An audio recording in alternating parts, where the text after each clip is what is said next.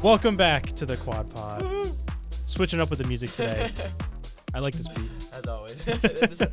We never use this one, but it's not bad. Thank you to WCUR for providing us with the excellent copyright-free music as usual. It is now October 3rd. Well, they're not watching this on the 3rd. You're right. You're probably watching this on like the 6th. I thought you were setting me up to sit there. No. Well, for clarity's sake, that's good. Yeah. But welcome back to the Quad Pod. If you're here, maybe you know what we do, maybe you don't. We're gonna get into some of the news headlines for the week. That includes, but is not limited to, the government shutdown, Bad Bunny Super Bowl controversy. Talk about that. Yeah, a little bit. The Riyadh Comedy Festival is underway. That's been something that's been drawing a lot of scrutiny. Oh yeah. As well as Trump has been putting forth, I think, at least 2 peace treaties, because I think the one was initially declined by Hamas, but now there's a new one. Oh, okay. Yeah. So we're going to talk about that a little bit. But yeah, we'll get all into that. But for now, the first thing I want to ask you is, how are you enjoying we had some fall weather like today and yesterday. It's been incredible. It really has. Seriously, I've been loving every second of it. I've been wearing pants, crew neck. Oh, me too. It's great. And you know what's even greater? Not to move on too quickly, but Phillies postseason baseball starts tomorrow. Oh. Yeah. So by the time that people are watching this, they'll have already played 2 of the games at least, because they play on. So they're playing Los Angeles. Oh, the Dodgers. Okay, Dodgers. So, yeah, easy team to hate. Yeah. You're not a big Shohei guy? Me.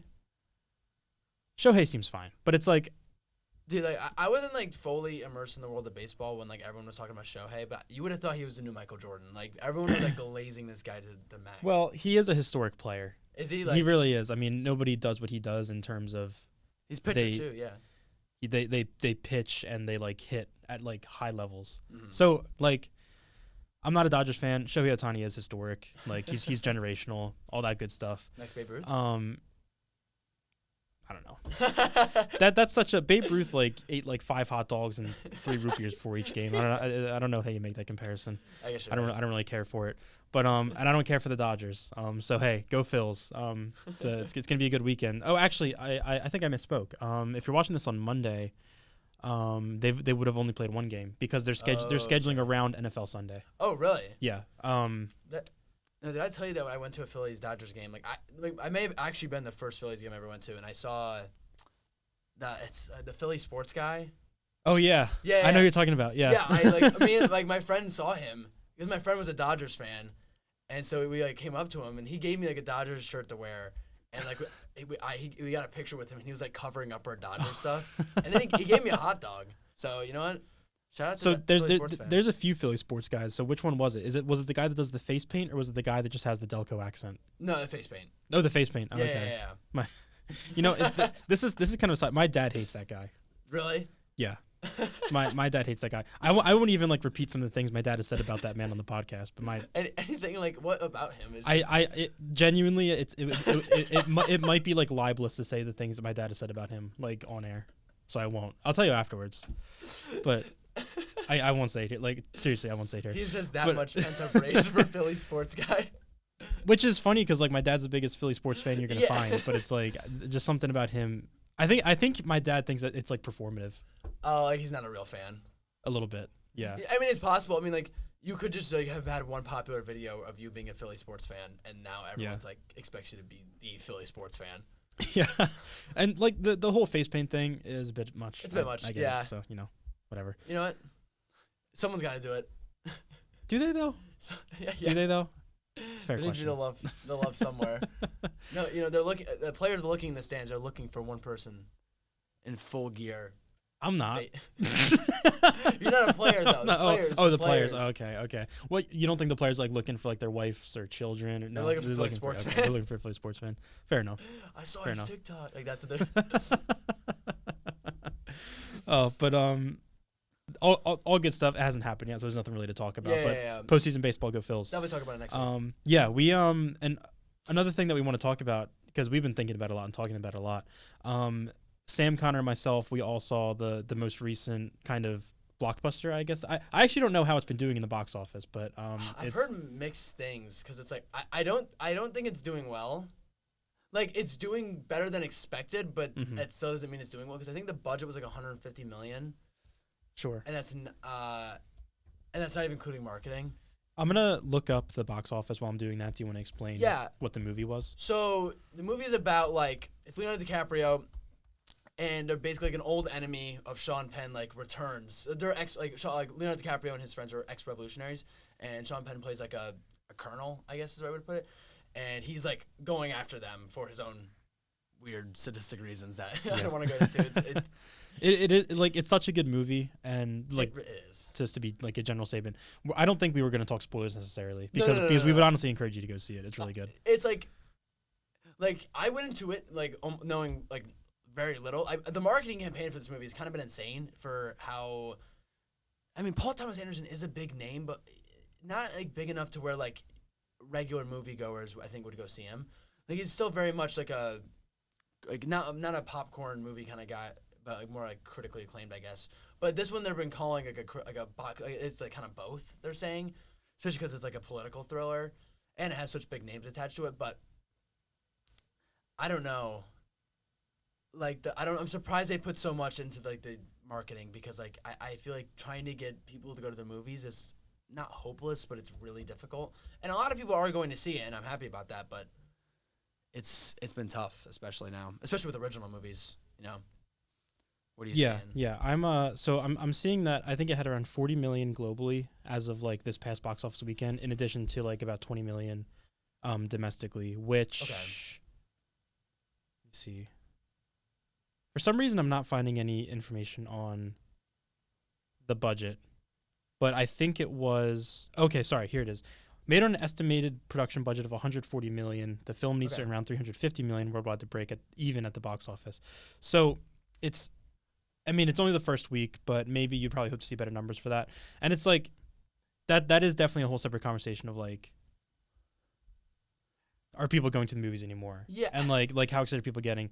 I think and I think I'll do my part to kind of boost this movie up because I think it deserves it. Yeah. I mean, fair warning, I don't know if you mentioned this when I was looking this up. It's like a pretty insane movie. I mean, yeah, like I wouldn't necessarily go see it with like I don't know, I wouldn't see it with like your parents or your younger siblings or anybody in that kind of like range. Like from the opening moments of this film, it is just like weird as hell. But like very funny. I will say that. Like it takes every chance it gets to make fun of like I don't know. It's to poke fun at other people and whole groups. You might not understand what's going on at any given moment, but you are going to be entertained. I promise you that. And I think it's generally speaking, and it's not a spoiler to say, it's a very interesting commentary on like the current political climate, just very very generally speaking. Oh yeah, and like not to like be corny, but it like literally is like one battle after another. It like is constantly like it's just nonstop. They say the title of the movie in like the first 5 minutes. They do end up saying it. Yeah. And they're like, okay, yeah, like they're just saying that. No, it's like it's literally there's like every scene. It's so quickly paced, but it is a longer. It's like 2.5 hours long. It's a long movie, so like though it doesn't feel 2.5 hours by the end, it does feel long. Yeah. But every scene just goes by so quick, and it's so funny. Like like.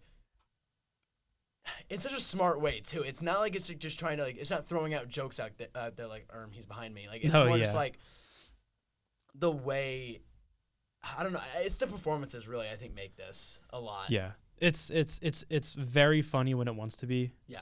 Like it's not often trying to be funny, but I feel like every time it does try and be funny, it lands very well. Oh yeah, like it knows exactly when to take things seriously and when to take things so seriously, it's ridiculous. Like, and just it's hard to really get into it without going to spoiler territory, which we won't. Yeah. But I would definitely encourage you to see it if it sounds the type of thing that would interest you. Mm-hmm. It's super entertaining the whole way through.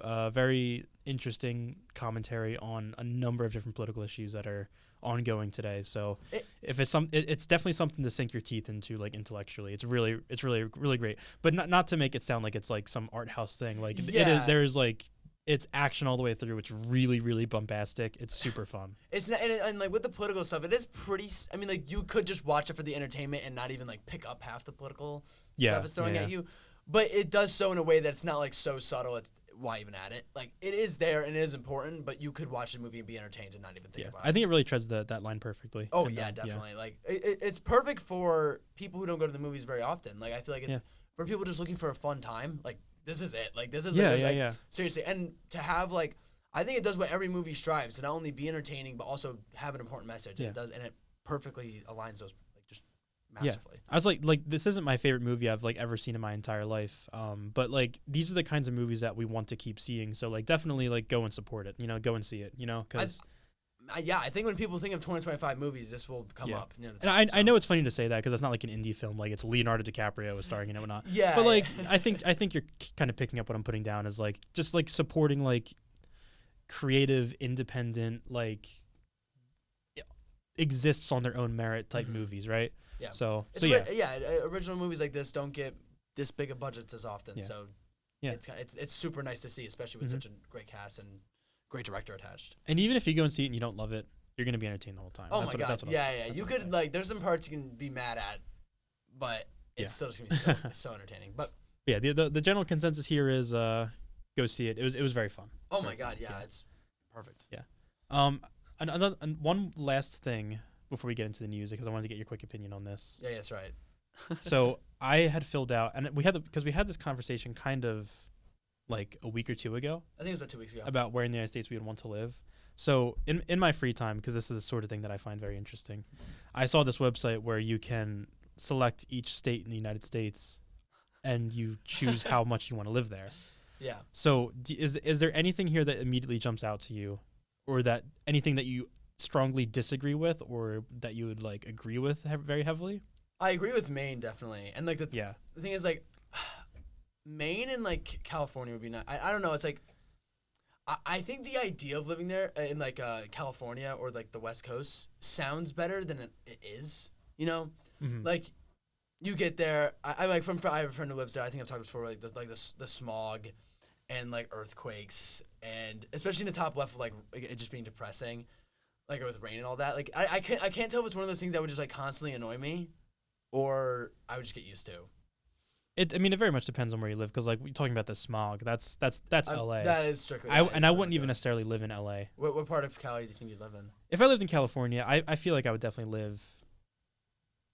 And again, like not even like in San Francisco, but like in that area, like northern California. I mean, San Francisco. I mean that like the San Francisco area itself, I think is pretty nice. Yeah. I don't know too much about it. What's it? I'm like terrible with state stuff. What is that one in the middle you have green? The one in the middle, right there. That's Colorado. That's no, I agree with that. Yeah. No, I've heard great things about Colorado, and you've been there before, right? Briefly. Briefly. Denver seemed cool. You know what I mean? Yeah. Because you said it's like in the middle of nowhere, kind of, right? Like it's not like. No, it kind of is, because like the misconception that I had about Denver for the longest time is that like when you go to Denver, like I had the misconception that like the Rocky Mountains are like right there next to the city. They're not. Like to get to the Rockies from Denver, I don't know exactly. I feel like it's like a 45-minute drive at least. Oh wow, okay. To like actually get to the mountains from Denver, because like when you fly into Denver and when you drive like to Denver from the airport, it is like you're still in the Great Plains. It's flat as far as the eye can see, really. That's crazy. So yeah. But Denver seemed cool, and again, like even like 45 minutes away from scenery like that. I mean, the Rocky Mountains are beautiful. So yeah, I agree with the southern stuff. I don't know if I could ever live in. It's just it really is a whole different world down there. Like I spent, I spent like maybe a week, or Louisiana, 4 days in Louisiana, and like that was like, it is nice down there. And I met so many great people, but it is like a southern state that's like kind of hard to like. I feel like if I lived down there, I don't know if I could do it. Not to like hate on the state of Louisiana. No, I think for me honestly. So it's a combination of two factors. So first of all, the political leanings I don't necessarily agree with, but I honestly think even more than that, right? Because you know all the red states that I have on here are like red states politically, but also like the weather. I can't do those summers down there, dude. Yeah, that would like be the wind. And like I said, I want actually like brisk cold winters. Yeah. I can't do that. That's not my place. I think that's why I mean like a dark green with me like absolutely would be Michigan. Like obviously I'm a little biased. Yeah, yeah. But like I loved like whenever I used to go up there for Christmases when I was little, and like I loved the winter up there. It was just always so snowy and so. That's awesome. Yeah. And I mean like. I feel like that like kind of area is like very much had all seasons. Like the winters are strong, the summers are hot, and I mean like I don't know. I feel Pennsylvania's like gotten a little different than that. Like the winters are not as cold as they used to be, and I guess you could say it for a lot of different areas. But with or all the seasons are very much so inactive. Because like if you go to a southern state, I feel like every what they called season is gonna feel like summer a little bit. Yeah, it's like it's t-shirt weather all year round. I couldn't do that. I honestly do not like wearing t-shirts, like just t-shirts. Yeah. So I have to go to a no northern state. Not in the middle though. I don't know if I agree with the Dakotas. I don't know if I could live in the Dakotas. Yeah. Because that's I appreciate like small town vibes. I appreciate like kind of like the quaintness of that sort of thing. But I think there's so little going on there.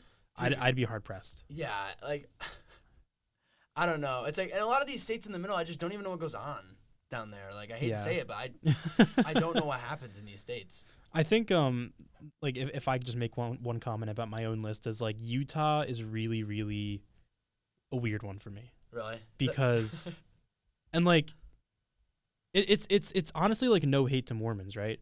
But it's like they're just a different group of people. You know what I mean? Yeah. Like they got a whole thing going on, and it's like I don't know how much I would like.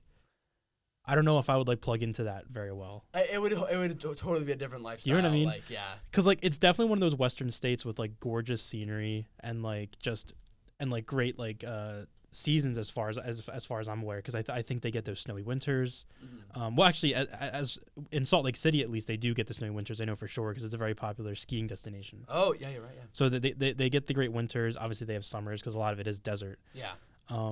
But man, yeah, it's just it's a unique one because it's a Mormon state. Yeah, and I don't really, know. Yeah, like I don't know if I could like fit in all that well. And I a part of it is like I respect what they got going on there, but it's like I don't know if I am gonna insert myself into that. No, yeah, maybe you think you'd move in and they'd all look at you like. Well, no, I think for the most. you don't belong. I don't think they're like very judgmental. No, I don't think so. I think they're like, they would judge me like in their heads. Secretly. Like they would always know that I'm like an outsider. Yeah. I don't know if I ever told you this, but like if in the next like in my 20s if I ever became like super rich, I inherited like $100 million, I would spend a month. I'd live a month in each state. I mean, I would love to do. I think that'd be so cool. I would do that with you. Because that sounds fun. Like I feel like they're like. That's what I'm saying. I feel like I would struggle in states like North Dakota and South Dakota and stuff like that. Cause like what? I mean, I don't know. I've never lived there, but like honestly, I don't know how I would spend a month there. I'm trying to think. There's of like cities in those states, like Fargo, North Dakota. There is I can go to Fargo. Is that right? Fargo. I mean, but then again, the TV show / movie isn't even like actually based off Fargo. It's not. It's based off of in like Minnesota, I think. Yeah, you're right. So they don't even really have that. Mm-hmm. I haven't seen the show, but I watched the movie and I like that a lot. South Dakota has the Mount Rushmore. Mount Rushmore. I don't know why that wasn't coming to me. Yeah. Nebraska has Omaha, which is just the capital city. I don't know. Wait, no, Lincoln's the capital city. Nebraska. Omaha's the biggest city, and then Kansas. They have like St. Louis in the east. You've studied up on the 50 nifty states, haven't you? Well, geography's like, I like geography, but but if you had to place like if you had to rate my list on a scale out of 10, what would you in terms of like what you think? I give it a solid 8 or a 9. I agree with this list. Nice. I a lot, and I think I would maybe give. I think my only differences would be I'd probably do more in the.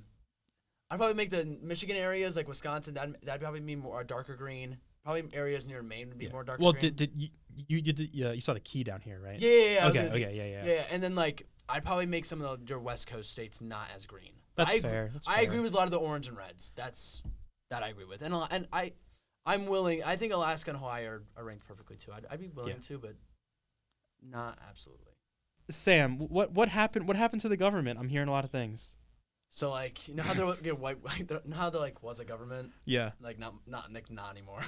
Oh, like straight up no government anymore? No government. It's like gone now. So, if you're watching this, you've almost certainly heard that the government is shut down, unless there's like been a deal stricken between now and when this releases, which I doubt. I very much doubt that. So the government is shut down. What does that mean? It means that a lot of the government services are just not happening right now. Essential services are going to continue to be carried out, like if that's like I believe like the post office, military, things like that like are actually essentially air traffic control would be one of those things. Yeah. But even the caveat with that is that those people are going to be working without pay. It's just so crazy. Which is crazy. And for everything else, talking like housing and urban development, like park service, things like this, they're just straight up like not working right now. They're furloughed, I think is the correct term. So that's kind of the state of things. So people are not working. People are not getting paid. The many people in this country that have jobs that are federal. So that is really it's not great. And one of the things that I wanted to touch on for this is if there's a number of websites currently, basically, that if you go to the website, and I actually let me see if I can try this right now because I want you to see this. Yeah, I'm excited. I don't know if they would have fixed it. Yeah. Okay. No. Yeah. Okay, Sam. So before you read it, so we just went to the Housing and Urban Development website, official website. Read what it says here in big bold letters. In big bold letters with a red background and white text, it says, "The radical left in Congress shut down the government. HUD will use available resources to help Americans in need." Yeah. Like what? So, and it's not just Housing and Urban Development. That is a number of federal websites that are just straight up directly. That's insane. I had no idea. And also, yeah, it's probably illegal because they're looking into the Hatch Act, and I won't get into that, but that probably is illegal to do that, to politicize, departments like that. So that's not the only website that's been doing that, and of course they're just blaming it all. well, of course. God. And what I love about it the most is, so we have had to endure going back to when when did the presidential campaign really properly start, at the point last year, for over a year for at least over a year at this point, probably closer to 2. We have had to endure Donald Trump and MAGA just bitching and moaning about everything. Really gonna start with the Coles, bro. Yeah.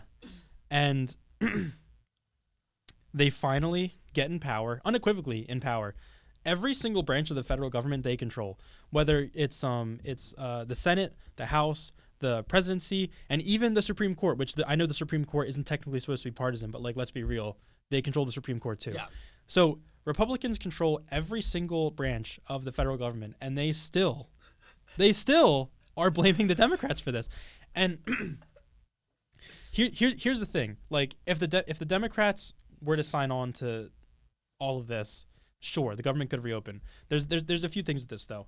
The budget plan that the Republicans want to move forward with would kick millions of people off of healthcare at some point, I think by January of next year. Wow. So millions of people would get kicked off of their Medicaid, Medicare, health insurance plans, and others, including some of those people, would have their premiums raised by insane percentages.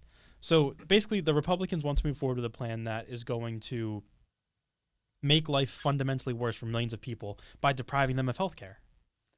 And the Democrats, I think rightfully, because they haven't shown a whole lot of backbone with much of anything over the past even years, but I think the Democrats have the right idea in mind here, where this is a hill that is worth dying on, and I hope that they do. I hope that they do, because this is a situation where, again, if millions of people lose their health care, that's just a bad thing. You can't spin that any other way. I was gonna say, it doesn't take much empathy to look at another person and say, yeah, they deserve health care.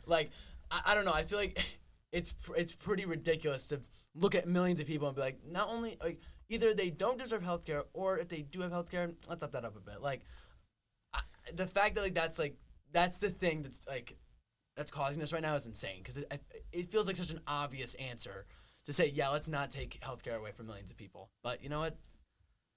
Yeah. You could say everything is shocking about this presidency and campaign. So, no, I remember I saw it. It was either late one night or early the next morning. I looked on Instagram and saw Congress was shut down. And like head in my hands. Like, are you serious? Like, Yeah. like it's been talked about for the last few days, like the past few days before it happened. I was like, you know what? Maybe they'll get it figured out. And then no, of course. And then to only blame it on the left is pretty crazy. You're right, because they could like. I think Republicans and conservatives have never been more in power, ever. Like, this is an insane, like, I don't know, run they're on right now with Trump and the campaign and this whole organization, or administration, to say. And yet, on the official sites, they're just blaming it on radical leftists. I saw something that they're trying to say, like, that undocumented immigrants are getting health care, which is just not possible. That's what I was going to say. Yeah. So, okay. Sorry about that. There might have been a small cut there. I was looking for a statistic, but because this is really relevant, so I wanted to find this. So, if you're listening to, like, I think specifically like Mike Johnson, which is like, I'm not going to go into this with him, but if you're listening to the Republicans about this, they're saying that the Democrats they want to bring back these healthcare subsidies that allow illegal immigrants to access healthcare. Illegal and again, like these are just like basic facts that, like, if you look up, you'll find them immediately. And, like, anybody will tell you, illegal immigrants are not entitled to American health care, or like federal, like Medicaid, Medicare. Like, if you're an undocumented person in the United States, you straight up, like, you can't access those. You can't. Yeah. And it doesn't happen except for, like, emergency situations, if, like, somebody, like, walks into the emergency room with, like, an arm missing. Yeah. And here's the thing. They would have you think that, like, like, millions and millions of undocumented immigrants are, like, taking up space in hospitals and whatnot, taking advantage of these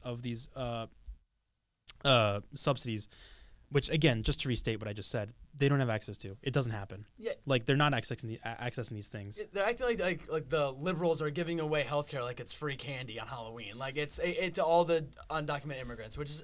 It's not true. And according to the Pew Research Center, just for some perspective here, the estimated population of undocumented immigrants in 2022, so this is a few years old, but it's the most recent one I could find. It said that about 3.3% of the U.S. population was, 3.3%. Oh, yeah, sorry. 3.3% of the U.S. population was undocumented.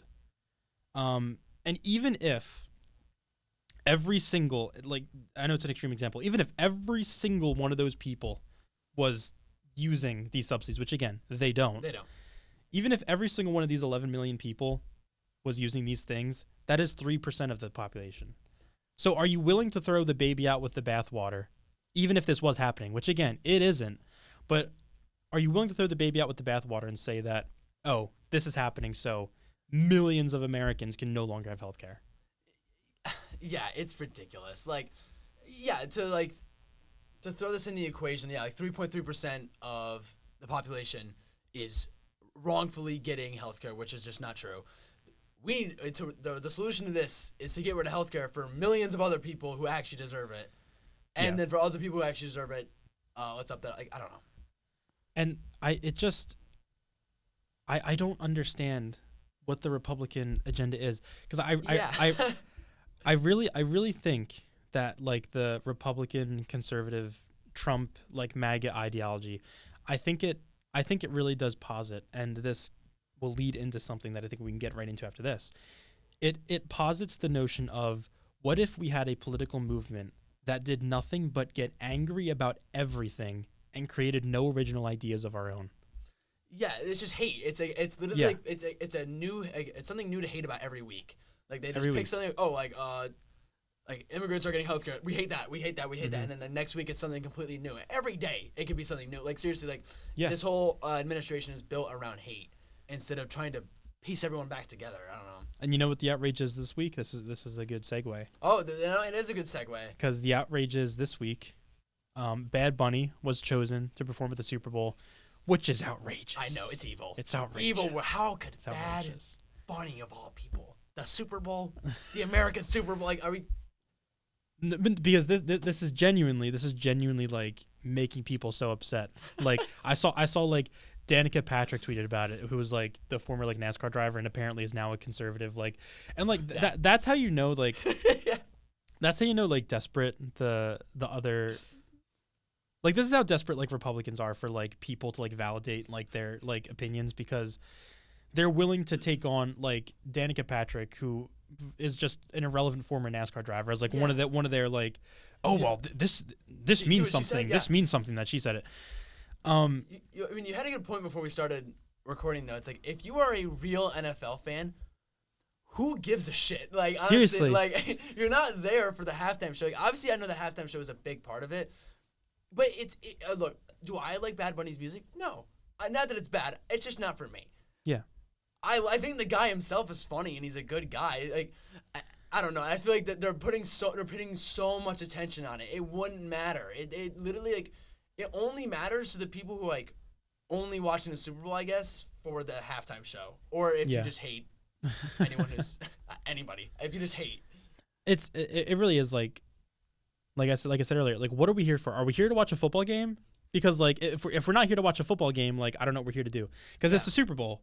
It's the Super Bowl. Like, if there is an artist who you would have preferred to see do that Super Bowl show and you feel that strongly about it, you can actually buy tickets and go see that person in concert, like in an actual concert, instead of getting upset that somebody that you don't like was chosen for the Super Bowl halftime show. Yeah, it's not like you're going to be there. Like, unless you are paying the thousands of dollars to get a ticket, just change the channel. Again, and even then, mad. even if you do plan on going to the Super Bowl and you're so upset about this, just go get a hot dog or something during halftime. There are numerous games on your phone that will entertain you more than Bad Bunny if you hate Bad Bunny that much. Like, I don't know. It's such a dumb thing to get this upset over. And, like, look, I mean, I understood, like, with, like, last year with, like, oh, Lil Wayne always wanted to perform the Super Bowl in New Orleans, and now they're taking that away from him. Yeah, I can see why people are getting upset about that. Like, this is literally just, like, racist. It's just racist. It's not even, like, there's nothing more to it than the fact that you don't like Bad Bunny because he doesn't make music that he speaks English. Like, it's like I just don't get it, because God forbid, like, and like, you know, when you're talking about Republicans, for the most part, you're talking about white people. Yes. So God forbid, like, anything ever isn't like marketed towards you, like, right? Like, because when you, I don't know, like, when you go to a restaurant, you don't have to like everything on the menu. Yeah. And do you get, like, I'm not like a big fan of like raisins. Like, I don't like raisins. I hate raisins too. So if there's like a raisin salad on the menu at a restaurant, I'm not gonna like storm out and say that this is a slight against my, you know, my personal values and what I believe in. It's not. The whole restaurant isn't ruined because I didn't like one thing that I didn't even buy. Like exactly. Like, and the thing is too, it's like you're only hearing the hate, but there are millions. I would potentially say near 1 billion people who love Bad Bunny. Like, Bad Bunny is numerous of his songs. He's like, it reminds me of Drake. He's had like they have this such following that is huge. It's everywhere. They are such huge artists, and so well. I mean, as of like a few years ago, I guess I wouldn't say Drake as much, but so well liked. Yeah, and exactly. I can't say and Bad Bunny has done anything where I've been like, oh, Bad Bunny did that. That's bad. No, I think from what I know, Bad Bunny's a great guy, and so. And I feel like I can confidently say that, like, among like in the Spanish speaking music scene, like, he's probably like the most popular artist right now. He's got to be. And the amount of people who are Spanish speakers in the United States is like in the millions, obviously. Yeah, it's huge. So I don't know. It's just such a nothing thing to get angry about. It's in the same vein as, like, I don't know if you saw, like, about a month or so ago, people were getting angry that, like, some NFL teams had male cheerleaders. Oh my God, it's and right. Because it's like, it's again like, are we here to watch the cheerleaders? Are we here to watch the halftime show? Or are we here to watch a fucking football game?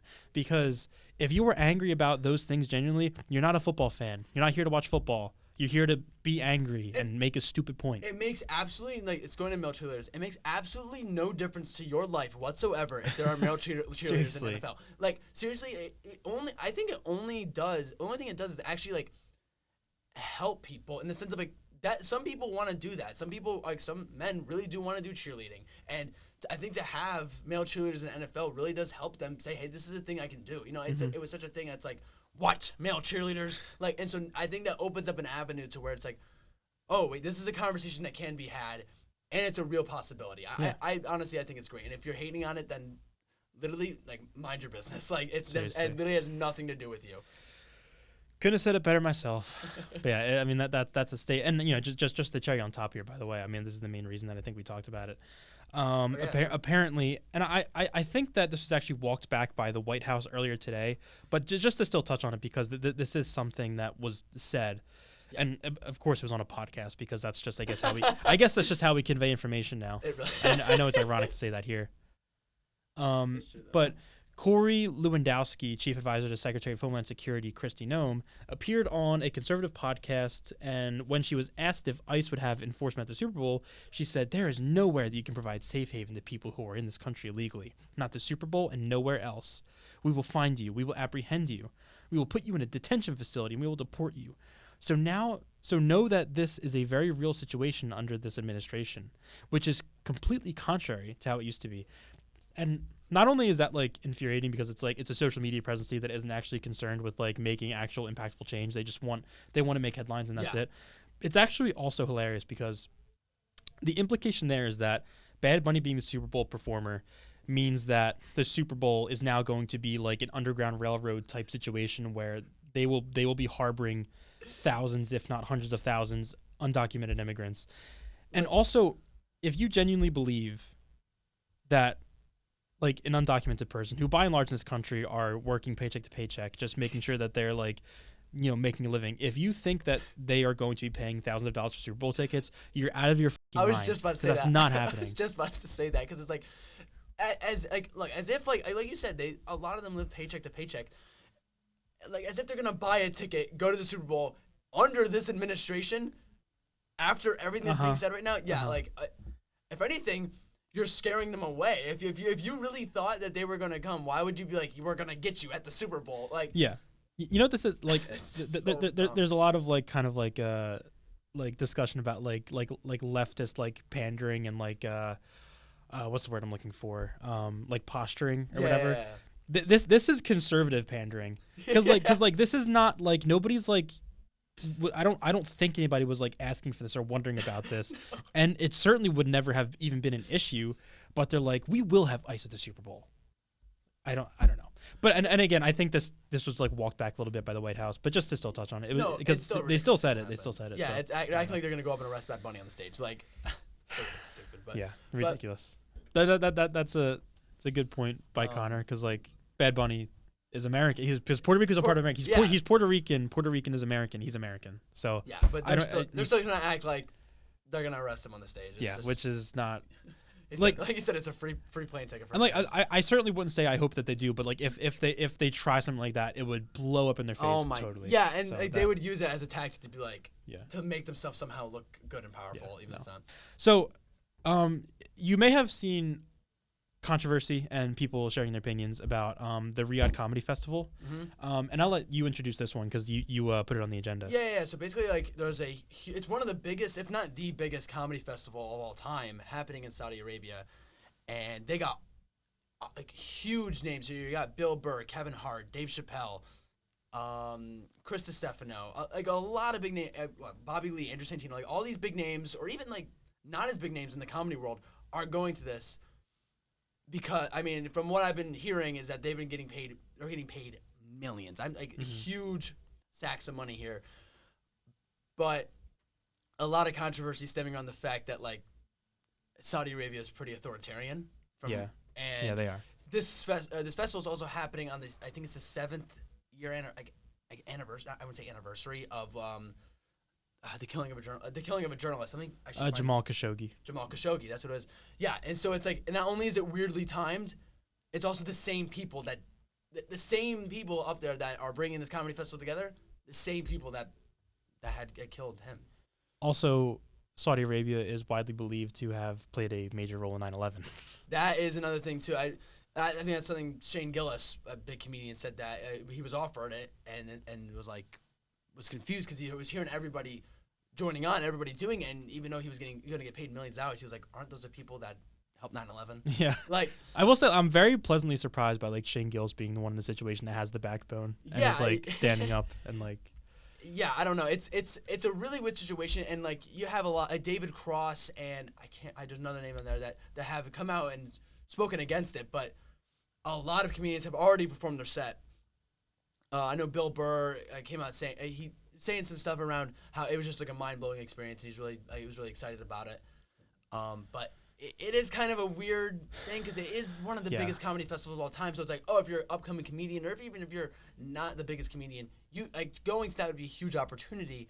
But also, you're kind of supporting this authoritarian government. Yeah, a government that again did all the things that we just said. Yep. You know, between like the and Jamal Khashoggi is not the only person they've done that to. There have been other journalists and activists in that country that have been disappeared. That's just a thing. That's just a thing that they do there. Yeah. In addition to they're widely believed to be widely responsible for 9/11. It's a country where like rights for women are still severely restricted. Yeah.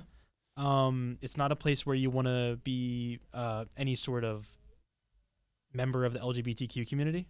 No, certainly not. Very restrictive. It's still very restrictive. And on top of that, then one of the names I mentioned, Chris DiStefano, is coming to Westchester today. Like as we're filming this, October 3rd.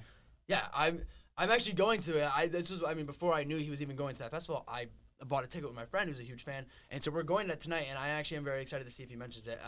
Obviously, I was talking about Connor. He already has a set probably, so who knows? But like, there is so much controversy around it. Yeah. And I even saw in a podcast he said that he wasn't even going to do it because of the reasons stated of the people being against it, but he needed the money. Huh. And so a lot of the people, it's a money reason. I think even Pete Davidson said something around the lines of like, how can you turn down that kind of money? He didn't say exactly that, but just like in the idea, a lot of people are doing this not because not looking at the political side of it, but just because of so much money is being put behind it. And I think they even sent, I'm not confirming this, but I believe they sent each of the comedians notes on what they could and could not talk about. Which is antithetical to the idea of comedy. Yeah, it's you can joke about this, but you can't that. It's the whole. A lot of comedians stand on that. You can joke about anything. So to see them kind of not have a backbone on this is a little. It's a little tough. And I don't know. I have a really hard time believing, and it's like I don't know people's personal lives, but I do just have a hard time believing that Pete Davidson is like needing of like, money, right? Yeah. Because like Pete Davidson is Pete Davidson. He's a big celebrity. Same with Bill Burr or Tom Segura. They have these Netflix specials that make them millions. They have podcasts. They have all of this branding. It's like, do they need Dave Chappelle and Kevin Hart too? Do they need these millions? No. But there is also the thing. It's like I know people have gone there and they've done comedy shows there through this festival, and they've said like they expected it to be really hate filled, but then they ended up having a really good time because of like how everyone there is just looking to laugh. And so like I think maybe they think they're offering a level of comedy in a country that is so strict and restrictive. They're like, hey, we're bringing the comedy here for you. We're gonna give you a great time because you got the country doesn't always have it. And it's like I see how you're kind of reshaping it into thinking of yourself as you're doing the right thing. Mm-hmm. At the end of the day, you're still supporting Saudi Arabia. Because and I would agree with that because I think the crux of that is like you're like who's paying you? Exactly. It's the regime. Exactly. And you're not going there on a humanitarian mission. You're being paid by the regime to go there. You're given notes, like you said, on what you can and can't say. So this isn't you're not providing like a service or a relief to the people of Saudi Arabia. You're providing a service for like that night. you're for the people in charge, and it's not. I don't know. And again, I can't imagine. I think a part of the David Cross quote was like, oh yeah, all this just for like another boat or something. Yeah. You know what I mean? Yeah, and it's like, I don't know, like going there and having everybody laugh for one night is not going to change anything that's going on with like all the authoritarianism. And so I don't know. It's tough because are we in the shoes of the comedians who maybe I doubt they need the millions, but I mean, we've never been offered that kind of money. Yeah. I could not imagine what the amount of stress and pressure it is on your family to also just turn down that much money. Obviously, if you're a big name comedian like Kevin Hart or Dave Chappelle or Shane Gillis, I think you have the option to turn down that money, but I don't think a lot of these other comedians really have that option. And so it's kind of tough to see them. I wouldn't say have no choice, but like take a stand, millions or a headline. And that's I don't know. It's tough. If I could just add a quick side note to this, something this reminded me of, and I've had a problem with this for a few years now, and this is in regards to the NBA. So the NBA for the past couple of years has been playing preseason games in Abu Dhabi and the United Arab Emirates, and this is something that I think I really haven't seen any discourse about. I think it's just something that people like accept, like that the NBA plays preseason games in the United Arab Emirates. In addition to the fact that if you look at an NBA referee these days, they have find a picture. Sorry. Yeah. So as of I don't know exactly how long ago this was, but NFL referees these days on their uniforms have an Emirates airline patch on their uniform, and Emirates is the national airline for the United Arab Emirates. Mm-hmm. Yeah. So there's a lot of money flowing between the NBA and the UAE, and I hear nothing about the fact that the United Arab Emirates has a pretty bad human rights record, kind of very similar to Saudi Arabia. And this is just something that's happening. Nobody's talking about it. And if there's like a soapbox that I have to like. No, I see where you're coming from. I think that maybe players or fans are on the same boat of just like, oh, they don't have the NBA, they don't have this, so it's like it's okay to give. It's more about the people and giving the people this service, and it's like, but you're just like, by doing that, like, yeah, you might be giving them a night of fun, but you're also ignoring the real problem and making it seem like it's not a big deal by not talking about it. Yeah. So for reference, the UAE, which is where they're playing the preseason games, and again, the sponsorship on the jersey comes from, about 88% of the UAE population is migrant workers. They do not have, sorry, I'm going to find this again. They do not have the right to change or leave their employers without permission. Employers can falsely charge workers for absconding even when escaping abuse, which puts them at risk of fines, arrest, detention, and deportation, all without any due process guarantees. And many migrant workers are acutely vulnerable to situations that amount to forced labor, including passport confiscation, wage theft, and illegal recruitment fees. So this is all to say that the NBA has a very lucrative partnership at this moment in time. That's not even like under the table. This is like all like very public. They publicize this a lot. They have this very lucrative business relationship with a country where 88% of their population, 88% of the population of the United Arab Emirates are existing in conditions that can be equated to modern day slavery. And nobody's talking about this. Like the NBA is like doing this and nobody's pushing back on this. I mean, like, yeah, this is news to me. I would have no idea about this. And I think a lot of people even see the Emirates sign on the thing and think nothing of it because it's on the referees. And I'm surprised no players or fans have spoken out like this. It is a great point to make, especially now with everything going on in Saudi Arabia and the comedy festival.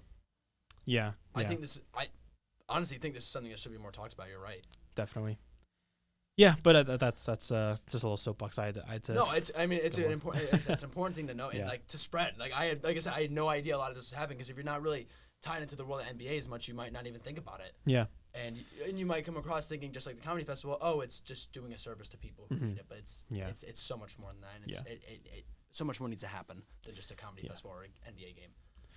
Yeah, but I think we're working a little bit tighter of a schedule today, so I think that might be it for today. But I was gonna say good stuff as always, but not really good stuff. I mean, like, no, I mean, like, well, no. But I mean, hey, if you look at the positive, Bad Bunny is performing at the festival. I mean, the Super Bowl, which is huge. I mean, I would never have expected it, but I'm really glad it's happening. And maybe ICE will make asses of themselves there. Maybe they will. And you know what? I guess we'll just have to wait and see. Yeah, we'll just have to wait and see. Still a good while from now, but I'm very happy for Bad Bunny and Bad Bunny fans that they get to experience a Super Bowl performance. That's super exciting. Even with so much happening negatively right now, it is glad to see that. Even when there's so much hate and controversy against Bad Bunny right now. And hopefully it's the Birds playing that Super Bowl. We'll see. Maybe the Bears. Maybe. Well, I mean, the Bears haven't looked too bad actually. First two games were a little rough over here. Yeah. I mean, I hope you enjoyed. Again, a little short of an episode, but we're hoping to come back and have more news for you next week. Yeah, it's scheduling is difficult sometimes as college students. So yeah, we're not always gonna be on top of everything. Yeah. We'll try. We'll try. But regardless, thank you so much for tuning in. We will see. Well, we can record them like Thursday of next week, maybe. Thursday, yeah. Because next week's like technically fall break, so we'll probably be back next week. Yeah. I'd be very surprised if we weren't. Yeah. But yeah, I hope to see you next week, and I hope you really enjoyed this episode. Yes, thank you so much. We'll see you soon. Yeah, signing off.